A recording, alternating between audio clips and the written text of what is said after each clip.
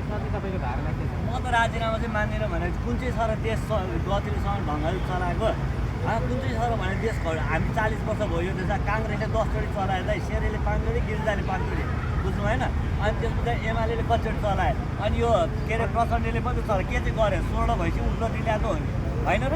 त्योभन्दा अर्कै नाप्यो त्यो कारणले आन्दोलनमा चाहिँ कोही पनि नजानुहोस् कसैको बच्चा पनि नमरोस् है म त यो भन्छु अनि पुलिसलाई पनि शान्तिपूर्ण काम गरेर दिनुहोस् पुलिसले काम गरिरहेछ है पुलिसले काम गरेकै छैन गरेकै छैन देख्दैन क्या अनि तपाईँ मलाई चित्त नबुझा चाहिँ बालेन शाह र सुदन गुरुङले त तत्काल राजीनामा दिनु पर्यो भनेर माग गरिरहनु भएको छ क्या यति बेला। म चाहिँ माग गर्दिनँ दाइ त्यो मान्छेलाई राजीनामा माग गरेर के भन्न चाहनुहुन्छ तपाईँ? देश चलाउनु सक्नु पर्यो मैले राजीनामा माग्छु भने मैले देश चलाउनु सक्नु पर्यो नि त पाखण्डी कुरो गरेर हुन्छ माइतीहरू मण्डलबाट त्यसले चाहिँ के राजीनामा मैले मागेँ मैले देश हाल्नु सक्नु पर्यो नि त आफू कुरा गरेर हुन्छ मान्छेलाई यो त्यो यस्तो चुटिया कुराहरू पछि लाग्नु हुँदैन आस्था सबैको पवित्र हुन्छ आस्थाको विषयमा डिबेट गर्नु नै दुखानी हो सिधै कुरो। बालेन शाह र सुदन गुरुङलाई के सल्लाह दिन चाहनुहुन्छ? बालेन शाह र सुदन गुरुङलाई मेरो सल्लाह चाहिँ के भन्दाखेरि अहिले गोली हालेर मृतक परिवार घर घरमा जुन गइरहेको छ त्यो एकदमै राम्रो पक्ष हो राम्रोलाई राम्रो भन्नुपर्छ त्यो सुकुम्बासीमा 4 जना हम्फालेर मरेको सुसाइड गरेर मरेकोलाई पनि गएर भेटियोस् र राज्यले सकेको अनुकूल के गर्न सक्छ त त्यो बच्चाहरू अब मरेको मान्छे फिर्ता आउँदैन होइन अनि त्यो गणेश नेपालीले आगो लगाएर मरे जस्तो हामीले होइन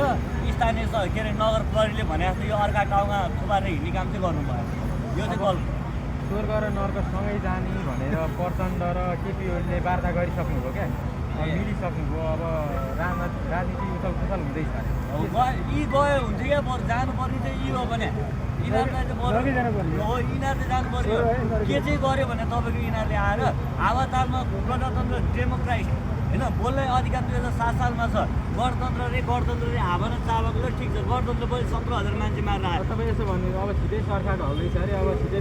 प्रधानमन्त्री पुष्पकमल दाहाल बन्दै हुनुहुन्छ अरे नाप्यो नाप्यो त यो कस्तो भने बच्चाहरू आयो गुलेर खायो मट्याङ्गा सत्यानाश हो अबको आन्दोलन गरेर जाने चाहिँ त्यो मूर्ख हो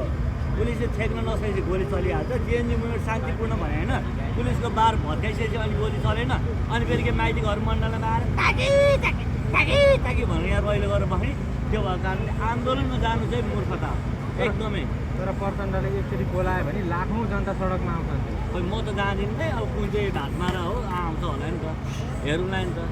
तपाईँ जानुहुन्छ? म त जाँदिनँ म त कसैको आन्दोलन भनेको सम्पूर्ण समाजलाई के भन्छ भने आन्दोलनमा जाने नै होइन। तपाईँको प्रचण्डलाई चाहिँ सल्लाह सुझाव के छ